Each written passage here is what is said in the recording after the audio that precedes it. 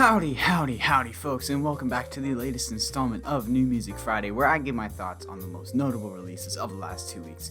Peep the fact I'm kinda learning neon as well. I'm kinda getting it. Waza, if you're watching this video, be proud of me. I'm gonna put my guitar back.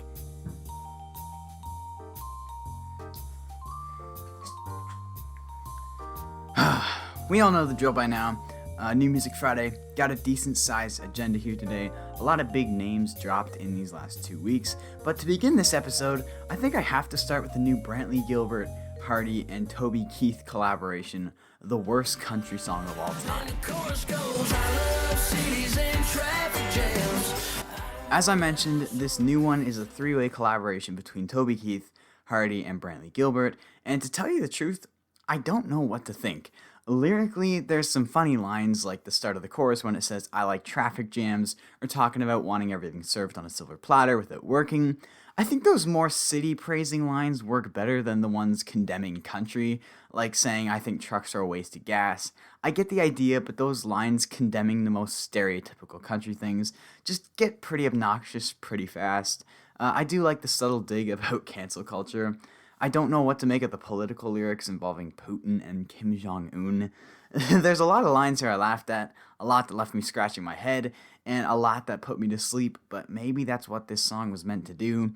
After all, it is the worst country song of all time. It's one of these loophole ideas where you don't know if it's being ironic or unironic. For example, the production I just find a little too clean and plastic sounding.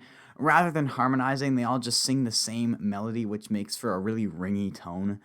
There just seems to be this synthetic blanket draping over the sound, but again, is that ironic or unironically? Please do comment your thoughts on this song below, because I really don't know what to make of it. All I know is my favorite part is the saxophone solo right before Toby Kieth literally says, "How you like that saxophone?" And with that one out of the way, next up we got a new one from Brad Paisley entitled "City of Music." I'm not going to beat around the bush here. Similar to Off-Road, I think this new track is very well written. I think it has a naturally fascinating topic, but once again, the production just lets this thing down big time. The problem with Off-Road was the fact the production, specifically the percussion, was atrociously synthetic and overpowering. And though City of Music is still poppy for sure, it's not as awful as it is unnecessary. Similar to a song like If Love Was a Plane, Brad does a phenomenal job of efficiently introducing us to an array of characters. The karaoke queen of Tyler, Texas outgrew her little pond. She packed up her car, took the Church Street exit on a half tank of broken songs, hit the ground running on Broadway, and while she's still waiting on her dream to come true, someone's gotta tend the bars, someone's gotta sell the boots in the City of Music. And that's just the first verse. I could genuinely read out every verse word for word because they're all just as detailed, all different stories about a different character, but that would take too long. You can just read the lyrics yourself. He's got verses about the second string quarterback, a pair of songwriters. My point is, it's freaking well written. The song is about, as the title would suggest, the city of music, the side of the artist you don't see, the musician tending the bar, the one who came from this background looking for this lifestyle. And the chorus, though checklisty, is almost like a beginner's guide to succeeding in Nashville. The issue is it gets put over this driving, poppy, heavy beat with big woes in the transition, and it just spoils it. Maybe it's being presented as mainstream Nashville, but singing about the hardships to represent what you don't see unless you look deeper. But that's just me trying to justify the production. Again, it's not bad. I just think Brad could have struck gold had he gone fully acoustic and just slowed down a little, if it was made a little more emotionally in sync with the lyrics, but unfortunately it just ends up feeling like a bit of an overload, and I don't know. The Zac Brown Band also put out a new one called Same Boat. We're all in the same boat. Ever since The Owl in 2019, the Zac Brown Band has slowly been shifting back to their roots, and this song is by far the biggest leap back in time they've done. You could slap this thing on the foundation and nobody would notice. It's lighthearted, it's beachy, it's breezy. I've heard the comparisons to Chicken Fried, and if I'm being honest, I wish I didn't because now that's all I can hear in the intro. But I like this song. Lyrically, it's gonna lull some people to sleep. It's just we're all in the same boat. I'm not that different from you. We've all got the same end goals, so let's help each other along the way. It doesn't bother me, especially because I think beachy songs lend to a more easy listening, optimistic vibe. So all in all, I like it, and I really like the line, "We're all hope and hope floats." The man Cody Johnson also put out a pair of new songs, Longer Than She Did and Till You Can. I got a list of songs my I'm going to begin with Longer Than She Did because I don't have as many thoughts on it. It's by all accounts a solid song, really what we've come to expect from Cody. I mentioned this in the newest episode of the podcast, which depending on when this video goes up is either out or going to be out very soon. I basically just said how Cody doesn't make bad songs. He's a consistency machine, and this one is no exception. I like the funky, twangy rock energy paired with this equally humorous idea that he's got a feeling this broken heart of his is going to stay longer with him longer than she did. It's fun, it's high quality, strongly recommend if you haven't heard it already. But the one I really want to talk about is Till You Can't. Till You Can't is one of Cody's strongest songs he's put out in a while, which says a lot given how I just said his music is consistently at a standard. But Till You Can't basically just takes all of Cody's strengths and shows them off in a 3-minute stretch. The songwriting is what lays the foundation for this song to be a runaway true gem. It's a sentiment we can all relate to one way or the other. This idea that one day the people we love aren't going to be here. It's nothing we haven't heard from songs like Live Like You Were Dying, but Till You Can't is written very directly and blunt. Cody expresses this idea in the blunt nature it will one day occur. I also love how in the chorus he flips the first half of the sentence. If you got a chance, take it. Take it while you got a chance. If you got a dream, chase it, because the dream won't chase you back. Specifically, that dream line is just so good. It's not Cody being a downer. It's him motivating you. If you want something, you've got to go get it. Dreams don't fulfill themselves. It's something Cody openly preaches and lives by about going after you, getting stuff done, following your dreams directly.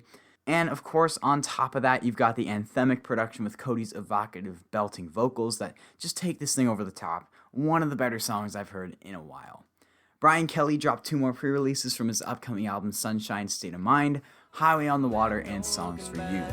There's a highway out there on the water.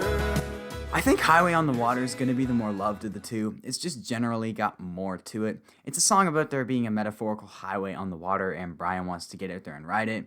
Essentially, just Brian wants to be on a boat. It's fun. I love Brian's delivery and pronunciation of some of the words. He just radiates good vibes, but honestly, I've been loving Songs for You. You'll be crashing into me like a wave. Songs for You is as simple as music gets. It's a mandolin, some acoustic guitar, light percussion, and a bare bones idea delivered with ease. It's just Brian saying to this girl, I'll play my songs for you. That's it.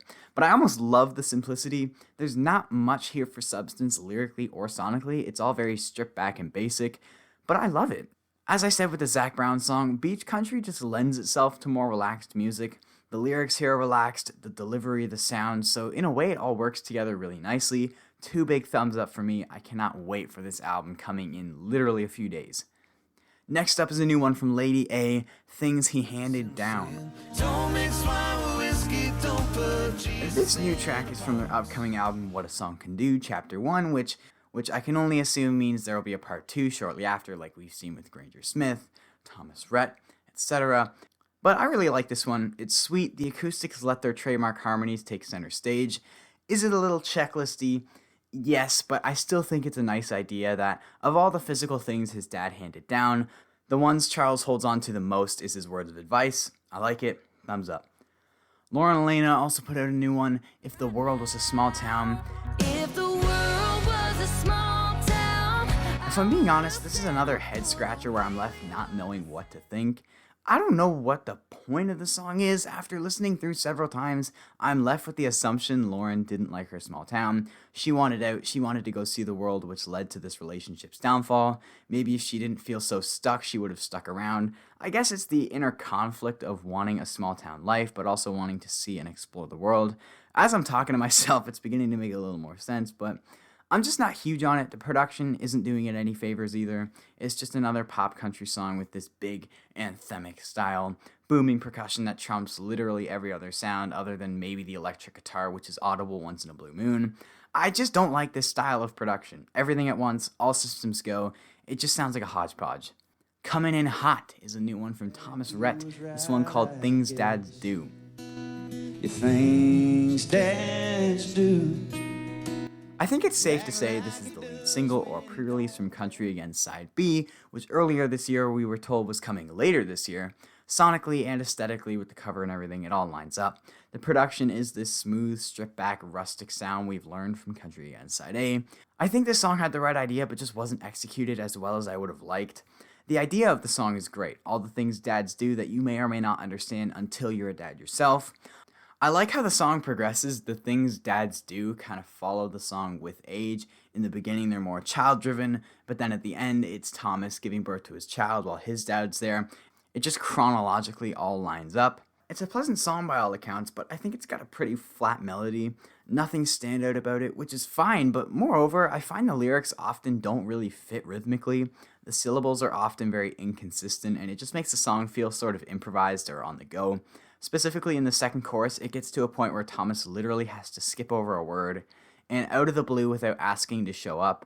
But due to the length of the lyrics, Thomas is forced to say, and out of the blue without asking, show up. When reading the lyrics alongside, it's fine, but without knowing that, it just, I don't know, it just doesn't sound right. It feels a little off, a little sloppy. I don't know, I'm not going to ramble for too long with an excessive amount of examples. I just think this song didn't bring out the potential it had, but with all that in mind, I still think it's a decent track. Okay, this next one I'm very excited to talk about. It's Senorita Sky by the Chad Cooke Band. Senorita Sky, won't you help me out tonight? Could you Now, you may or may not know who the Chad Cooke Band is, and that's okay. They aren't a massive group, they're a group from Houston, Texas, and I don't know how, but a few years ago I stumbled across their 2018 album Risk It All, and I really fell in love with it. It was one of my first Texas country albums I really got into. It's got some absolute gems like Life Behind Bars, Grow, Fire and Smoke, but if there's one song I want you to check out, it's their track 4 Minutes. Oh my word, I still love that song all these years stroll later. around the dance floor with you? 4 minutes of your time. But back to this new one, I saw a country account post about it on Instagram, and I was like, yo, the Chad Cooke Band! Because they haven't put out much of any music since their 2018 album, and as expected, they delivered. Senorita Sky sounds very beachy, and though it sort of has some summer elements, it's a very country song driven by steel and harmonies, as most of their music is. They just have a way of crafting melodies that just satisfies the soul. Their harmonies never miss, and lyrically, I like it. It's saying how he's finally gotten with this girl, and she's looking great tonight. So he's asking the sky to help him out tonight. Set the mood just right. Hang the crescent moon like mistletoe in July. I love it. It's smooth. It's addictive. I love it. Please check out the Chad Cooke Band. Alright, I think that'll do for this episode of New Music Friday. There were some other songs to come out in these last 2 weeks, but these were the ones I figured were worth talking about, like the new Chris Young song. There's just nothing to talk about in it. If you enjoyed this video, drop a like. If you're new, hitting that subscribe button would mean the world. Comment what you thought of these songs in the comments below. I always love chatting with you guys. Links to the Instagram, Discord, and podcast are in the description as always. Be sure to join all of those. Again, depending on when this video goes up, the 3rd episode of the podcast may or may not be up. If it isn't, I can promise you it's darn close. I'm going to stop rambling. Until next time, have a great day.